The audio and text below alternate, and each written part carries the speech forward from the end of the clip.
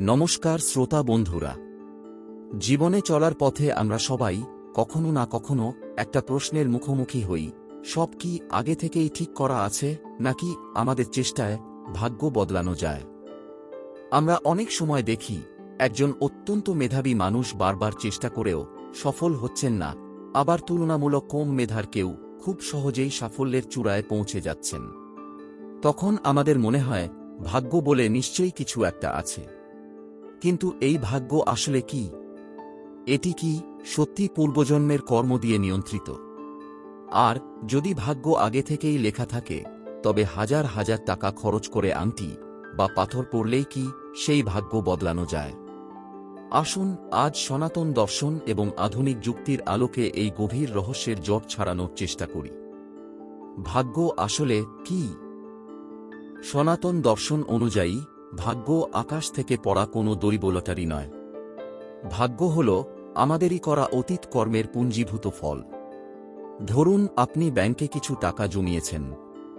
পরের দিন সকালে উঠে সেই টাকাটা আপনার অ্যাকাউন্টেই থাকবে, অন্যের অ্যাকাউন্টে যাবে না। ঠিক তেমনই সনাতন দর্শনে বিশ্বাস করা হয় যে আত্মা অবিনশ্বর। এক জন্মে আমরা যে কাজ বা কর্ম করি এবং যে চিন্তাধারা বা সংস্কার লালন করি, মৃত্যুর পর শরীর নষ্ট হলেও আত্মা সেই কর্মের বীজ বহন করে পরবর্তী জন্মে প্রবেশ করে। প্রারব্ধ কর্মই হল ভাগ্য। আমাদের অনন্ত জন্মের জমা করা কর্মের ভাণ্ডারকে বলা হয় সঞ্চিত কর্ম। এর মধ্য থেকে যেটুকু কর্মের ফল ভোগ করার জন্য আমরা এই বর্তমান জীবনটি পেয়েছি, তাকেই বলা হয় প্রারব্ধ কর্ম। এই প্রারব্ধ কর্মকেই সাধারণ ভাষায় আমরা ভাগ্য বলি। সুতরাং পূর্বজন্মের কর্মই হল সেই নকশা, যার ওপর ভিত্তি করে আমাদের বর্তমান জীবনের প্রারম্ভিক পরিস্থিতি, যেমন কোথায় জন্মাব, কেমন মেধা পাব, কী ধরনের শারীরিক কাঠামো পাব, এই জিনিসগুলো নির্ধারিত হয়। মানুষের ভাগ্য গণনা করা কি সত্যিই সম্ভব? বৈদিক ঋষিরা কি মানুষের ভাগ্য গণনা করতে পারতেন? এটি সত্যিই একটি অত্যন্ত কৌতূহলোদ্দীপক বিষয়। বৈদিক যুগের মুনির্ষিরা, যেমন ভৃগু, পরাশর, বশিষ্ঠ, আজকের দিনের রাস্তার ধারের জ্যোতিষীদের মতো ভবিষ্যৎবক্তা ছিলেন না। তাঁরা ছিলেন গভীর ধ্যানের অধিকারী বা দ্রষ্টা। ধ্যানের সর্বোচ্চ স্তরে তাঁরা মহাবিশ্বের স্পন্দন এবং সময়ের চক্র বুঝতে পারতেন।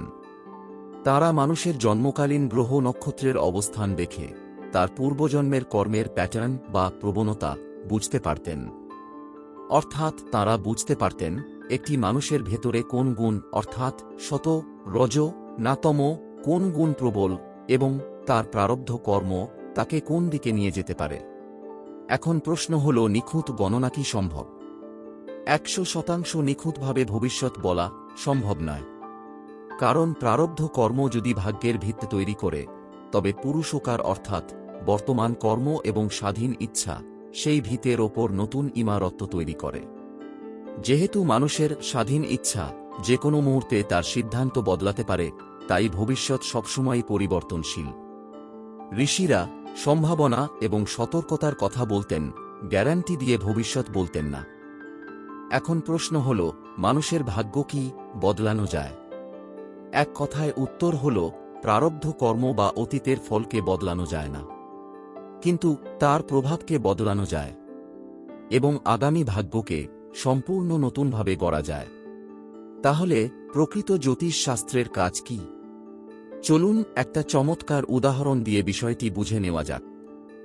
ধরুন আপনি একটা অন্ধকার রাস্তা দিয়ে হাঁটছেন।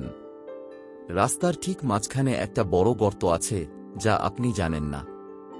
স্বাভাবিকভাবেই আপনি গর্তে পড়বেন এবং আঘাত পাবেন। এটি একটি পরিস্থিতি।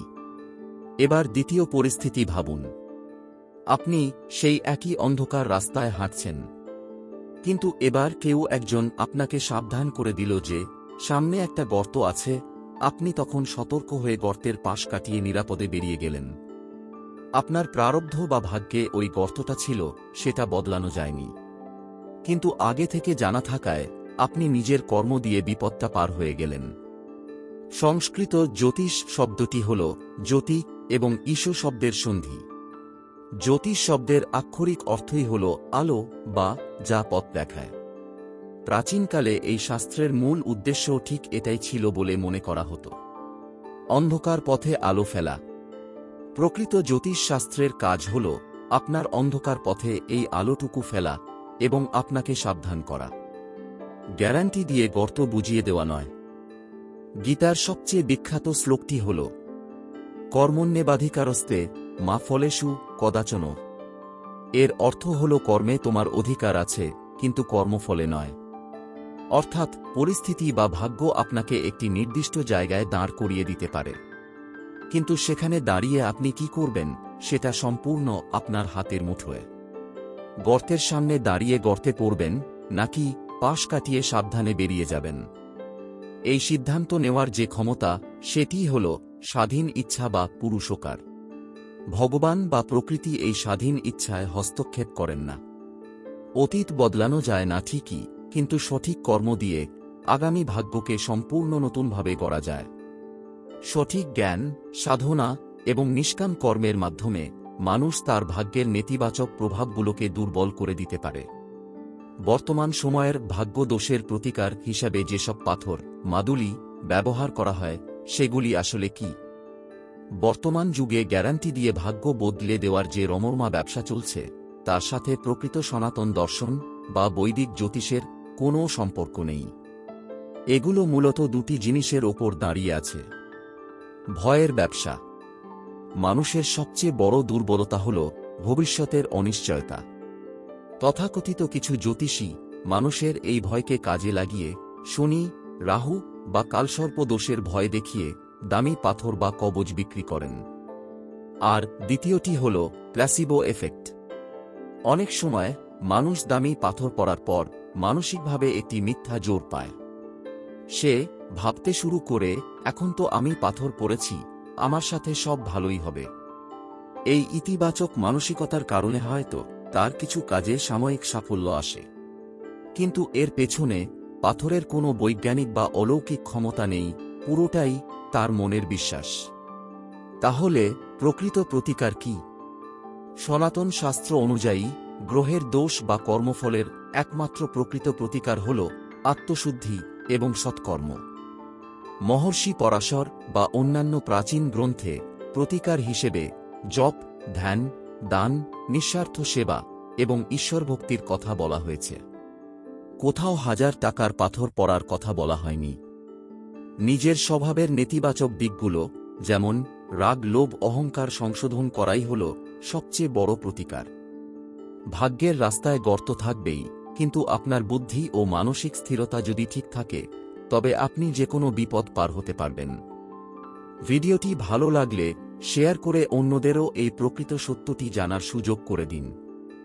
কমেন্টে জানান ভাগ্য এবং কর্ম নিয়ে আপনার নিজস্ব মতামত কি।